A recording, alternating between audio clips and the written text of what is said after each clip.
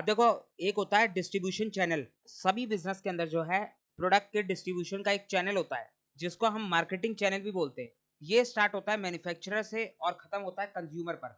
यानी प्रोडक्ट की जो है सबसे पहले मैन्युफैक्चरिंग होती है, तो मैन्युफैक्चरर जो है प्रोडक्ट को बनाता है, उसके बाद वो उस प्रोडक्ट को आगे होलसेलर को सेल कर देता है, और फिर होलसेलर जो है इस प्रोडक्ट को आगे रिटेलर को सेल कर देता है, और फिर फाइनली रिटेलर जो है इस प्रोडक्ट को कंज्यूमर को बेच देता है। अब कंज्यूमर आगे इसको किसी और को नहीं बेचेगा, कंज्यूमर जो है खुद ही इसको कंज्यूम कर लेगा। तो यहाँ पर इन चारों में से ये तीन लोग तो बिजनेस कर रहे हैं, मैन्युफैक्चरर भी बिजनेस कर रहा है, होलसेलर भी बिजनेस कर रहा है और रिटेलर भी बिजनेस कर रहा है। बस एक ये कंज्यूमर ही है जो गुड्स को परचेज करके कंज्यूम कर रहा है, यानी ये इसको आगे फर्दर सेल नहीं कर रहा। और अभी तक हम जितना पढ़ चुके हैं उससे एक बात हमें अच्छे से समझ में आ चुकी है कि मैन्युफैक्चरर जब भी अपने गुड्स को सेल करेगा तो वो उसके ऊपर टैक्स लगाएगा, उसके ऊपर जीएसटी लगाएगा, और वो जीएसटी जो है पे किसको करना पड़ेगा, वो जीएसटी होलसेलर को पे करना पड़ेगा। उसके बाद होलसेलर जब भी रिटेलर को गुड सेल करेगा तो होलसेलर भी अपनी सेल के ऊपर जीएसटी लगाएगा, और उस जीएसटी की पेमेंट रिटेलर जो है होलसेलर को करेगा। और फिर फाइनली जब रिटेलर अपने गुड्स को सेल करेगा कंज्यूमर को, तो रिटेलर भी अपनी सेल के ऊपर जीएसटी लगाएगा और उस जीएसटी की पेमेंट कंज्यूमर रिटेलर को करेगा। अब यहाँ पर आगे कंज्यूमर जो है इन गुड्स को सेल नहीं कर रहा, तो हम ये बोल सकते हैं कि टैक्स का सारा बर्डन कंज्यूमर के ऊपर आ गया। मैन्युफैक्चरर ने अपना सेल का टैक्स होलसेलर से रिसीव कर लिया, होलसेलर ने अपना सेल का टैक्स रिटेलर से रिसीव कर लिया, रिटेलर ने अपना सेल का टैक्स कंज्यूमर से रिसीव कर लिया, लेकिन कंज्यूमर अब इसको आगे फर्दर सेल नहीं कर रहा, तो इसीलिए जो है सारा का सारा टैक्स का बर्डन कंज्यूमर के ऊपर ही आ गया। इस बात को हम अच्छे से डिटेल में समझ के आ चुके हैं, तो इसमें तो कोई कंफ्यूजन नहीं है। अब एक बात का आपको हमेशा ध्यान रखना है कि हम जो है अकाउंटिंग कर रहे हैं, और अकाउंटिंग बिजनेस की करी जाती है। यहाँ पर जो है मैन्युफैक्चरर बिजनेस कर रहा है, होलसेलर बिजनेस कर रहा है, रिटेलर भी बिजनेस कर रहा है। मैन्युफैक्चरर गुड्स की परचेज सेल कर रहा है, होलसेलर गुड्स की परचेज सेल कर रहा है, रिटेलर भी गुड्स की परचेज सेल कर रहा है। लेकिन जो कंज्यूमर है वो बिजनेस नहीं कर रहा, कंज्यूमर जो है सिर्फ गुड्स को परचेज करके कंज्यूम कर रहा है। तो अकाउंटिंग के अंदर हमेशा बिजनेस की अकाउंटिंग करी जाती है, बिजनेसमैन की अकाउंटिंग करी जाती है, कभी भी कंज्यूमर की अकाउंटिंग नहीं करी जाती। तो एक बात का आपको ध्यान रखना है कि अकाउंटिंग के अंदर आप कभी भी कंज्यूमर के पॉइंट ऑफ व्यू से नहीं सोचोगे, आप जो है हमेशा बिजनेस के पॉइंट ऑफ व्यू से ही सोच के अकाउंटिंग करोगे। तो समझ में आ रही बात? अब ये बात मैं आपको क्यों बोल रहा हूँ वो भी आपको थोड़ी देर में समझ में आ जाएगा। यहाँ पर अगर हम अपना पहला एग्जाम्पल देखें, ये मिस्टर एक्स है जो कि दिल्ली में रहता है। मिस्टर एक्स ने जो है सुमित से गुड्स परचेज करे, सुमित भी हमारा दिल्ली में रहता है, तो मिस्टर एक्स हमारा बायर है और सुमित हमारा सेलर है। बायर और सेलर दोनों सेम स्टेट में, तो यहाँ पर सीजीएसटी और एसजीएसटी लग जाएगा क्योंकि ये हमारी इंट्रा स्टेट ट्रांजैक्शन है। तो यहाँ पर मिस्टर एक्स ने सुमित से गुड्स परचेज करा, जिस परचेज के ऊपर मिस्टर एक्स ने सीजीएसटी और एसजीएसटी पे करा। तो परचेज के ऊपर जो जीएसटी हम पे करते हैं उसको बोलते हैं इनपुट जीएसटी। यहाँ पर आप नोट देख सकते हो, परचेज के ऊपर जो जीएसटी पे करा जा रहा है उसको बोला जाता है इनपुट जीएसटी, और सेल के ऊपर जो जीएसटी रिसीव करा जाता है उसको बोलते हैं हम आउटपुट जीएसटी। यहाँ पर जो है मिस्टर एक्स ने सुमित से गुड्स परचेज करे और उन गुड्स को आगे सोहन को सेल कर दिया। सोहन भी हमारा दिल्ली में है, मिस्टर एक्स भी हमारा दिल्ली में है, तो बायर और सेलर दोनों सेम स्टेट में, तो ये भी हमारी इंट्रा स्टेट सेल है, और इंट्रा स्टेट ट्रांजैक्शन के ऊपर हमेशा सीजीएसटी और एसजीएसटी लगता है। तो यहाँ पर मिस्टर एक्स ने सोहन को गुड सेल करे जिसके ऊपर सीजीएसटी और एसजीएसटी लगा। इस सीजीएसटी और एसजीएसटी की पेमेंट किसने करी? सोहन ने करी मिस्टर एक्स को। अब मिस्टर एक्स ने तो सोहन को गुड सेल करे और सेल के ऊपर सीजीएसटी और एसजीएसटी रिसीव कराए। तो सेल के ऊपर जो जीएसटी रिसीव करा जाता है उस जीएसटी को बोलते हैं हम आउटपुट जीएसटी। मिस्टर एक्स के पॉइंट ऑफ व्यू से सोच के देखो, मिस्टर एक्स ने गुड्स को परचेज करा, परचेज करते समय उसने जो जीएसटी पे करा उसको बोला जाएगा इनपुट जीएसटी, और मिस्टर एक्स ने जो गुड सेल करे उस सेल के ऊपर जो जीएसटी रिसीव करा उसको बोला जाएगा आउटपुट जीएसटी।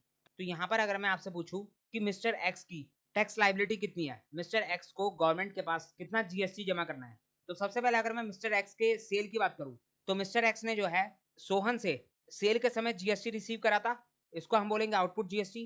तो ये जो आउटपुट जीएसटी है इस जीएसटी को मिस्टर एक्स अपनी जेब में तो नहीं रख सकता, ये टैक्स का पैसा मिस्टर एक्स का नहीं है, ये टैक्स का पैसा गवर्नमेंट का है, मिस्टर एक्स ने गवर्नमेंट के पास ये पैसा जमा करवाना है।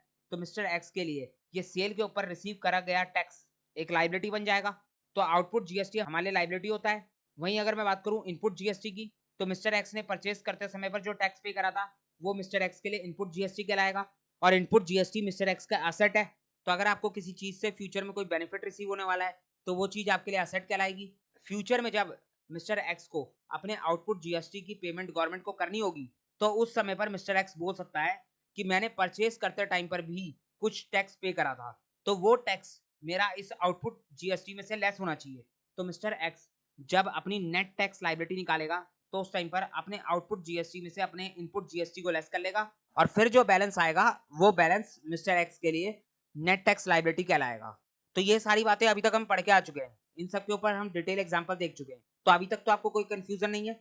अब अगर मैं दूसरा एग्जांपल देखूं तो यहाँ पर मिस्टर एक्स जो दिल्ली में रहता है उसने सुमित से गुड्स परचेज करे, सुमित भी दिल्ली में है तो इंटरस्टेट ट्रांजैक्शन है, इसके ऊपर सीजीएसटी और एसजीएसटी लगेगा। तो मिस्टर एक्स ने परचेज करते समय पर टैक्स पे कर दिया, उसके बाद इन्हीं गुड्स को मिस्टर एक्स ने सेल करा। कहां पर सेल करा? बिहार में सेल करा, सोहन को सेल करा जो कि बिहार में है। तो बायर बिहार में है और सेलर दिल्ली में है। मिस्टर एक्स सेलर है जो कि दिल्ली में है और सोहन बायर है जो कि बिहार में है। तो ये हमारी इंटर स्टेट ट्रांजेक्शन हो गई, डिफरेंट स्टेट्स में सेल हो रही है, तो इसके ऊपर लगेगा आईजीएसटी। अगर बायर और सेलर डिफरेंट स्टेट्स में, तो उस केस में जो परचेज और सेल होती है उसके ऊपर आईजीएसटी लगाया जाता है। तो यहाँ पर अब अगर मैं आपसे पूछूं कि क्या मिस्टर एक्स अपने इस सेल वाले आईजीएसटी में से अपना परचेज वाला सीजीएसटी और एसजीएसटी लेस कर सकता है? सेल वाला जो आईजीएसटी है वो मिस्टर एक्स का आउटपुट टैक्स कहलाएगा और मिस्टर एक्स ने जो परचेज करते समय पर सीजीएसटी और एसजीएसटी पे करा था वो मिस्टर एक्स के लिए इनपुट जीएसटी कहलाएगा। इतनी बात तो हमें अच्छे से पता है, लेकिन यहाँ पर मैं आपसे ही पूछ रहा हूँ कि क्या मिस्टर एक्स अपने इस आईजीएसटी में से, अपने इस आउटपुट टैक्स में से इस सीजीएसटी और एसजीएसटी को लेस कर सकता है? एक बात आपको ध्यान रखनी है कि जब सेम स्टेट में सेल परचेज हो रही थी, सेम स्टेट में परचेज करी गई थी और सेम स्टेट में सेल हो रही थी, तो वहां पर जो है दोनों ही जगह परचेज में भी सेल में भी सीजीएसटी और एसजीएसटी लगा था। और मैंने आपको बोला था कि यहाँ पर जो है मिस्टर एक्स अपने सेल वाले सीजीएसटी में से अपना परचेज वाला सीजीएसटी लेस कर लेगा और अपने सेल वाले एसजीएसटी में से अपना परचेज वाला एसजीएसटी लेस कर लेगा। यानी सीजीएसटी में से सीजीएसटी को लेस करा जा रहा है और एसजीएसटी में से एसजीएसटी को लेस करा जा रहा है। लेकिन यहाँ पर दूसरे एग्जाम्पल के अंदर मैं आपसे पूछ रहा हूँ कि क्या सेल वाले आईजीएसटी में से परचेज वाले सीजीएसटी और एसजीएसटी को लेस करा जा सकता है? तो ये एक बहुत बड़ा सवाल है कि सेम तरीके के टैक्स को तो लेस करा जाता है, वो तो हमें पता है, लेकिन क्या डिफरेंट तरीके के टैक्स को भी लेस करा जा सकता है? तो इसका जवाब मैं आपको अभी नहीं देने वाला, इसके लिए आपको थोड़ा सा इंतजार करना पड़ेगा। अभी आगे चल के हम एक टॉपिक पढ़ेंगे जिसका नाम होगा सेट ऑफ। उस सेट ऑफ के टॉपिक के अंदर मैं आपको ये बताऊंगा कि आखिर कौन से आउटपुट जीएसटी में से कौन सा इनपुट जीएसटी लेस करा जाता है, सेल वाले कौन से टैक्स में से हम परचेज वाला कौन सा टैक्स लेस कर सकते हैं। तो ये सारी बातें हम अपने सेट ऑफ वाले टॉपिक के अंदर पढ़ेंगे, वहां पर हम डिटेल में बात करेंगे कि इसके ऊपर आखिर जीएसटी लॉ क्या कहता है। तो अभी फिलहाल के लिए आप सिर्फ इतना समझो, इंटर स्टेट सेल परचेज के ऊपर आईजीएसटी लगता है और इंट्रा स्टेट सेल परचेज के ऊपर सीजीएसटी और एसजीएसटी लगता है। अब अगर मैं तीसरे एग्जांपल की बात करूं तो तीसरे एग्जांपल के अंदर मिस्टर एक्स जो कि दिल्ली में है उसने गुड्स परचेज करे सुमित से। सुमित जो है यहाँ पर यूपी में है, तो मिस्टर एक्स यहाँ पर हमारा बायर है और सुमित हमारा सेलर है। तो ये डिफरेंट स्टेट्स में परचेज हो रही है, यानी ये इंटर स्टेट परचेज है और इंटर स्टेट सेल परचेज के ऊपर हमेशा आईजीएसटी लगता है। तो मिस्टर एक्स ने गुड्स को परचेज करते समय पर आईजीएसटी की पेमेंट करी, तो उसके बाद मिस्टर एक्स ने इन गुड्स को सेल करा। कहाँ पर सेल करा? बिहार में सेल करा। सोहन हमारा बायर है जो कि बिहार में है और मिस्टर एक्स हमारा सेलर है जो कि दिल्ली में है। तो बायर और सेलर डिफरेंट स्टेट्स में, तो ये भी हमारी इंटर स्टेट सेल है और इसके ऊपर भी आईजीएसटी लगेगा। तो यहाँ तक की बात आपको समझ में आ गई। उसके बाद अगर मैं बात करूँ अपने फोर्थ एग्जाम्पल की, तो मिस्टर एक्स हमारा दिल्ली में है, इसने गुड्स को परचेज करा सुमित से। सुमित हमारा मुंबई में है, तो ये डिफरेंट स्टेट्स में परचेज हो रही है, तो ये परचेज हमारी इंटर स्टेट परचेज कहलाएगी और इसके ऊपर लगेगा आईजीएसटी। और फिर जो है मिस्टर एक्स ने इन गुड्स को सेल कर दिया सोहन को। सोहन दिल्ली में रहता है और मिस्टर एक्स भी दिल्ली में रहता है, तो ये हमारी इंट्रास्टेट सेल हो गई और इस इंट्रास्टेट सेल के ऊपर लगेगा सीजीएसटी और एसजीएसटी, क्योंकि बायर और सेलर दोनों सेम स्टेट में। तो बायर और सेलर अगर सेम स्टेट में तो सेल परचेज के ऊपर सीजीएसटी और एसजीएसटी लगता है, और अगर बायर और सेलर डिफरेंट स्टेट्स में तो सेल और परचेज के ऊपर आईजीएसटी लगता है। ये बात आपको समझ में आ गई। और एक बात आपको और ध्यान रखनी है कि परचेज करते समय जो टैक्स हम पे करते हैं उसको हम इनपुट जीएसटी बोलते हैं और सेल करते समय जो टैक्स हम पे करते हैं उसको हम आउटपुट जीएसटी बोलते हैं। और इनपुट जीएसटी हमारा असेट होता है क्योंकि उसका बेनिफिट हमें फ्यूचर में मिलेगा। फ्यूचर में जो है हम अपने इनपुट जीएसटी को अपने आउटपुट जीएसटी में से लेस कर सकते हैं। तो इनपुट जीएसटी हमारा असेट होता है और आउटपुट जीएसटी हमारे लायबिलिटी होता है। अब आपको जो है असेट और लायबिलिटी वाले रूल को याद करना है। असेट का रूल क्या होता है? असेट बढ़ेगा तो डेबिट, कम होगा तो क्रेडिट। उसी तरीके से लायबिलिटी का क्या रूल होता है? लायबिलिटी बढ़ेगी तो क्रेडिट और कम होगी तो डेबिट। तो इस रूल को आपको ध्यान रखना है क्योंकि अब हम अपनी जर्नल एंट्री की तरफ बढ़ रहे हैं, तो वहां पर हमें इस रूल की जरूरत पड़ेगी। तो अब अगर हम जर्नल एंट्रीज को देखें तो यहाँ पर हमारा सबसे पहला एग्जाम्पल है। सबसे पहले हम जो है जर्नल एंट्रीज को समझेंगे विदाउट जीएसटी, उसके बाद हम उसी जर्नल एंट्री को विद जीएसटी समझेंगे। तो अगर मैं पहले एग्जाम्पल की बात करूं तो Mohan purchase goods for ₹50,000 in cash. तो यहाँ पर मोहन ने जो है गुड्स परचेज करें 50,000 के कैश में। तो अगर मैं आपसे इसकी जर्नल एंट्री पूछूं तो आप आराम से बता सकते हो। मोहन ने गुड्स परचेज करें। जब भी हम गुड्स परचेज करते हैं तो हम परचेजेस अकाउंट को ओपन करते हैं। परचेजेस जो है यहाँ पर मोहन का एक्सपेंस हो जाएगा, तो मोहन का एक्सपेंस बढ़ गया। एक्सपेंस बढ़ेगा तो उसको हम डेबिट कर देंगे। उसके बाद मोहन ने जो है कैश में गुड्स की पेमेंट करी है। 50,000 का कैश मोहन के पास से गया है। कैश हमारा असेट होता है, असेट कम होगा तो क्रेडिट होगा, तो यहाँ पर कैश अकाउंट हमारा क्रेडिट हो गया। तो हमारी एंट्री बन गई purchases account debit to cash account. तो जनरल एंट्रीज तो आपको अच्छे से आती है, इसमें तो कोई डाउट नहीं है। अब देखो ये तो हो गई विदाउट जीएसटी। अब अगर मैं इसी एंट्री को विद जीएसटी करूं तो हम कैसे करेंगे। तो यहाँ पर मोहन ने गुड्स परचेज करें इन कैश फॉर ₹50,000। तो यहाँ तक की बात तो सेम है। उसके बाद इस परचेज के ऊपर जो है मोहन ने 9% का सीजीएसटी पे करा है और 9% का एसजीएसटी पे करा है। आप मार्केट में जाओ, कोई भी सामान परचेज करो तो उस परचेज के ऊपर आप टैक्स पे करोगे। 2 मिनट के लिए मान लो ये गुड्स नहीं है, आपने जो है मार्केट में जाके 50,000 के शूज परचेज करे। तो जो शॉपकीपर है उसने आपको शूज दिए और साथ में एक बिल बनाया, उस बिल की पेमेंट आपने करनी है। तो वो 50,000 के शूज का बिल कैसे बनेगा, उस बिल को अगर आप बनाना सीख गए तो फिर आपको यहाँ पर जनरल एंट्री में कोई भी दिक्कत नहीं होने वाली। तो यहाँ पर देखो, अगर हम उसका बिल बनाए तो सबसे पहले तो हमारा परचेजेस यानी जो हमारा शूज हैं वो हो गए हमारे 50,000 के। उसके बाद जो सेलर है वो कह रहा है कि मैं इसके ऊपर जीएसटी भी लगाऊंगा। तो सेलर ने इन शूज के ऊपर इस 50,000 के ऊपर 9% का सीजीएसटी लगाया और इसी 50,000 के ऊपर 9% का एसजीएसटी लगाया। तो टोटल जो बिल बना वो बना 59,000। सेलर ने आपको शूज का बिल बना के दिया 59,000। अब आप जो है सेलर को 59,000 की पेमेंट करोगे। आपने 50,000 रुपए शूज के दिए और 9,000 रुपए का टैक्स दिया, तो यहाँ पर आपका बिल बन गया 59,000 का। तो आप कौन हो, आप हो मोहन। मोहन ने यहाँ पर शूज की जगह पर गुड्स को परचेज करा है। अब मोहन जो है इन गुड्स को आगे फर्दर सेल भी करेगा, तभी तो हम मोहन की अकाउंटिंग कर रहे हैं। मैंने आपको अभी थोड़ी देर पहले बताया था कि हम बिजनेसमैन की ही अकाउंटिंग करते हैं, यानी हम बिजनेस की अकाउंटिंग करते हैं। अगर आपने शूज परचेज करें तो हम ये मान के चलेंगे कि आप इन शूज को आगे फर्दर सेल भी करोगे, तभी हम आपकी अकाउंटिंग करेंगे। अगर आप शूज को कंज्यूम करने वाले हो, खुद अपने लिए परचेज कर रहे हो, तो उस केस में आप कंज्यूमर कहलाओगे, आप जो है अकाउंटिंग से बाहर हो गए। अकाउंटिंग हमेशा बिजनेस की होती है। तो अगर आप अकाउंटिंग कर रहे हो और आपने शूज परचेज करें तो उसका मतलब है आप इन शूज को आगे फर्दर सेल भी करोगे, और जब आप इन शूज को सेल करोगे तो उस टाइम पर आप सेल के ऊपर अपने बायर से जीएसटी भी चार्ज करोगे। तो परचेज करते समय जो जीएसटी आपने पे करा वो जीएसटी आपका इनपुट जीएसटी कहलाएगा, और सेल के ऊपर आप जो जीएसटी रिसीव करोगे वो जीएसटी आपका आउटपुट जीएसटी कहलाएगा। तो यहाँ पर मोहन ने गुड्स को परचेज करा तो 50,000 के तो गुड्स हो गए, उसके ऊपर 4500 का सीजीएसटी लगा और 4500 का एसजीएसटी लगा। उसके बाद इसका टोटल करोगे 59,000। तो मोहन ने जो है 50,000 की गुड्स की पेमेंट करी और 9,000 का टैक्स पे करा। अब इन गुड्स को मोहन आगे फर्दर सेल भी करेगा और सेल करते समय इसके ऊपर जीएसटी रिसीव करेगा। तो मोहन के लिए परचेज करते समय पे करा गया टैक्स कहलाएगा इनपुट जीएसटी, और सेल करते समय मोहन जो टैक्स रिसीव करेगा वो टैक्स मोहन के लिए कहलाएगा आउटपुट जीएसटी। तो यहाँ पर मोहन ने गुड्स को परचेज करा है तो 50,000 की परचेजेस तो हमारा एक्सपेंस हो गया। अगर आप 1 मिनट के लिए जीएसटी को साइड कर दो, अगर हम विदाउट जीएसटी बात करें तो यहाँ पर हमने परचेजेस को डेबिट करा था 50,000 से, क्योंकि गुड्स का प्राइस था 50,000 और 50,000 रुपए की ही हमने पेमेंट करी थी, तो इसीलिए हमने कैश को भी क्रेडिट करा था 50,000 से।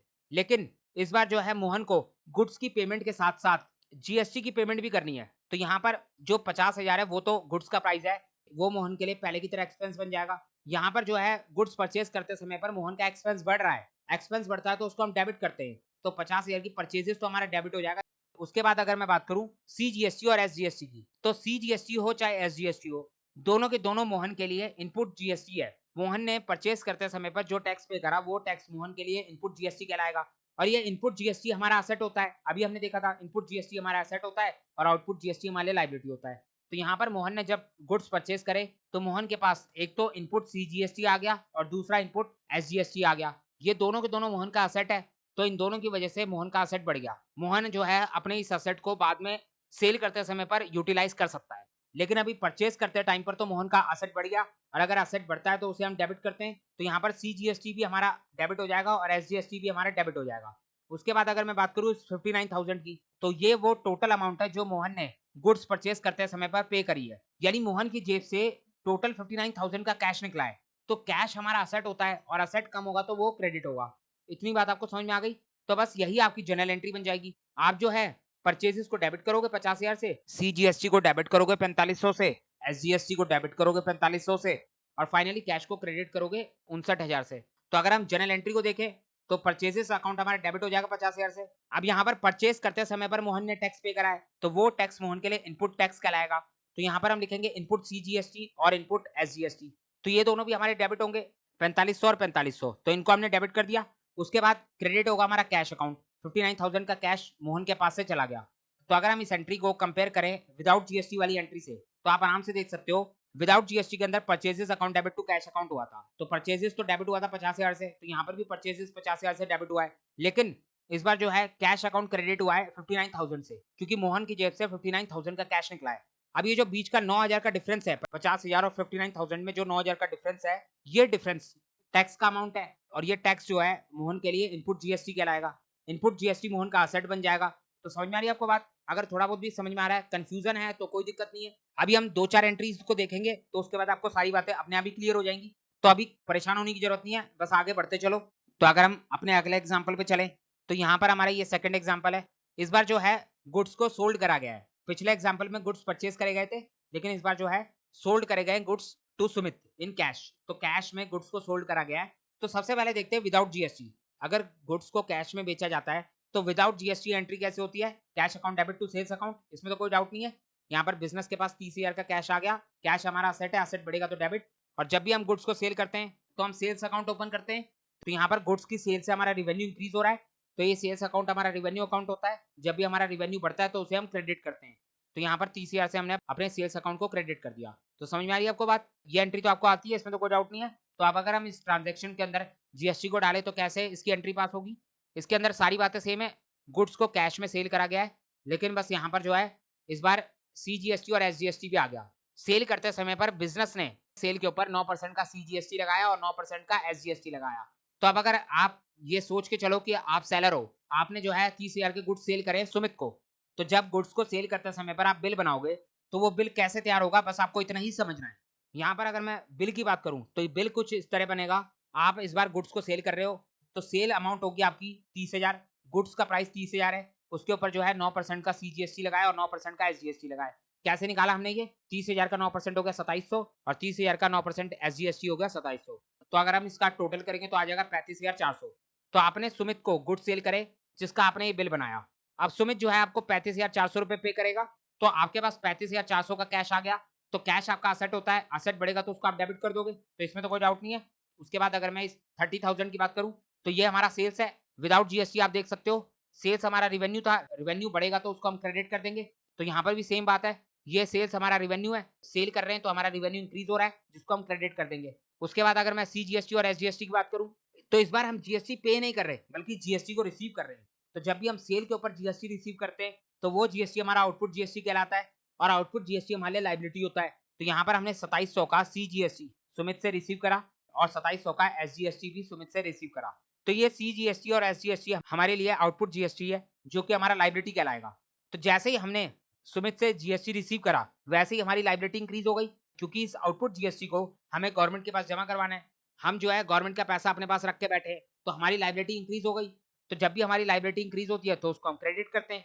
तो यहाँ पर हम जो है अपने इस आउटपुट CGST और आउटपुट SGST को क्रेडिट करेंगे। सबसे पहले हमने कैश को डेबिट करा, और फिर जो है हमने सेल्स को क्रेडिट करा, और साथ के साथ हमने अपने आउटपुट GST को भी क्रेडिट करा। तो बस हमारी जनरल एंट्री बन गई। यहाँ पर आप देख सकते हो हमने गुड्स को सेल करा है, तो हमारी एंट्री बनेगी cash account debit to sales account. Cash हमारा डेबिट हो गया, कितने से डेबिट होगा? 35,400 से। अभी हम देख कर आए। सेल्स हमारा क्रेडिट होगा 30,000 से। उसके बाद आउटपुट CGST क्रेडिट होगा 2700 से, और आउटपुट SGST क्रेडिट होगा 2700 से। ये दोनों हमारे लिए लायबिलिटी है। सेल्स हमारा रिवेन्यू है और कैश हमारा असेट है। हमारे पास 35,400 का कैश आया, लेकिन हमारा सेल का प्राइस था 30,000। तो जो हमने एक्स्ट्रा 5,400 का कैश रिसीव करा है, वो कैश हमारे लिए लायबिलिटी है, जिसकी पेमेंट हमने गवर्नमेंट को करनी है। तो समझ में आ रही है आपको बात? आपको सेल की एंट्री क्लियर हो गई। तो अगर हम आगे बढ़े, तो नेक्स्ट एग्जांपल है हमारा ये, Mohan purchase goods from Ramesh for ₹60,000। तो मोहन ने जो है रमेश से गुड्स परचेज करे। अब यहाँ पर हमें ये नहीं बताया कि कैश परचेज है या क्रेडिट परचेज है।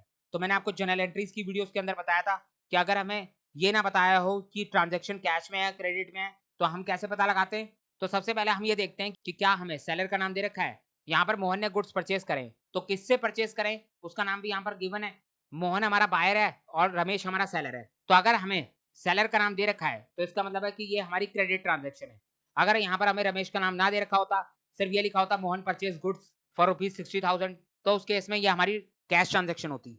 तो क्योंकि हमें यहाँ पर सेलर का नाम दे रखा है, तो इसीलिए ये हमारी क्रेडिट ट्रांजैक्शन कहलाएगी। तो ये सब बातें तो हमने जर्नल एंट्रीज की सीरीज में बहुत डिटेल में देखी हैं, तो ये सब तो आपको पता है। तो ये हमारी एक क्रेडिट परचेज है। तो क्रेडिट परचेज की एंट्री कैसे पास होती है? Purchases account debit to Ramesh account. यहाँ पर इसको काटो, यहाँ पर लिखेंगे हम रमेश अकाउंट। कैश अकाउंट नहीं आएगा, बल्कि आएगा रमेश अकाउंट। यहाँ पर सेलर का नाम आएगा। हम जो है मोहन के पॉइंट ऑफ व्यू से अकाउंटिंग कर रहे हैं। तो मोहन ने गुड्स परचेज करे, तो मोहन का परचेजेस इंक्रीज हो गया, मोहन का एक्सपेंस बढ़ गया। वहीं दूसरी तरफ इस बार जो है मोहन ने कैश नहीं पे करा, बल्कि उधार में गुड्स परचेज करे, तो दूसरी तरफ मोहन का क्रेडिटर बढ़ जाएगा। रमेश जो है मोहन का क्रेडिटर बन गया। तो क्रेडिटर हमारा लायबिलिटी होता है, तो लायबिलिटी बढ़ती है तो उसे हम क्रेडिट करते हैं। तो यहाँ पर मोहन जो है टू रमेश अकाउंट के नाम से अपने क्रेडिटर को 60,000 से क्रेडिट कर देगा। तो हमारी एंट्री बन जाएगी purchases account debit to Ramesh account.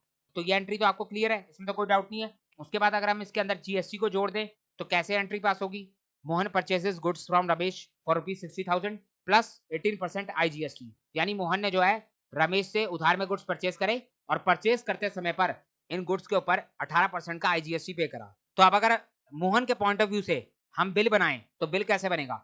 Goods का प्राइस था 60,000, तो मोहन ने 60,000 के गुड्स परचेज करे और उसके ऊपर जो है 18% का आईजीएसटी पे करा। 60,000 का 18% कितना होता है? 10,800। तो टोटल जो बिल बना वो बना 70,800 का। मोहन की जेब से 70,800 रुपए निकले। अभी फिलहाल में नहीं निकले, क्योंकि मोहन ने उधार में गुड्स परचेज करे। अभी पे नहीं करे तो बाद में पे करेगा। तो जब तक मोहन कैश पे नहीं कर देता तब तक जो है मोहन के लिए रमेश लायबिलिटी बन गया। मोहन ने उधार में गुड्स परचेज करा है, तो मोहन की लायबिलिटी इंक्रीज हो रही है, और लायबिलिटी जब भी हमारी इंक्रीज होती है तो उसे हम क्रेडिट करते हैं। तो यहाँ पर 70,800 को मोहन जो है अपनी लायबिलिटी मानेगा, और ये लायबिलिटी इंक्रीज हो रही है, इसीलिए इसको क्रेडिट करा जाएगा। तो समझ में आ रही है आपको बात? उसके बाद अगर मैं परचेजेस की बात करूं तो ये 60,000 का परचेज मोहन के लिए एक्सपेंस है। मोहन ने गुड्स परचेज करा है, तो यहाँ पर एक्सपेंस इंक्रीज हो रहा है। जब भी हमारा एक्सपेंस बढ़ता है तो उसको हम डेबिट करते हैं।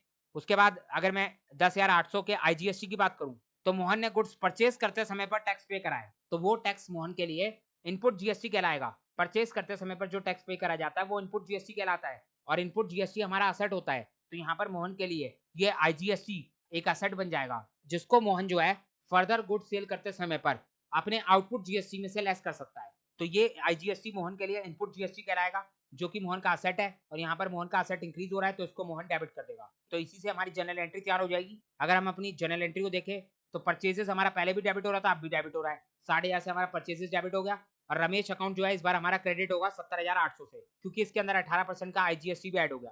तो इस बार मोहन की लायबिलिटी 60,000 नहीं है, बल्कि 70,800 है। मोहन ने 70,800 रुपए की पेमेंट करनी है रमेश को। अब ये जो 10,800 का डिफरेंस आया है, इस डिफरेंस की वजह क्या है? ये है आईजीएसटी। मोहन के पास एक इनपुट आईजीएसटी नाम का असेट आ गया, जिसको मोहन ने डेबिट कर दिया। तो समझ में आ रही है आपको बात? तो ये हो गई क्रेडिट परचेज की एंट्री। उसके बाद अगर हम अब क्रेडिट सेल की बात करें तो क्रेडिट सेल की एंट्री कैसे पास होती है?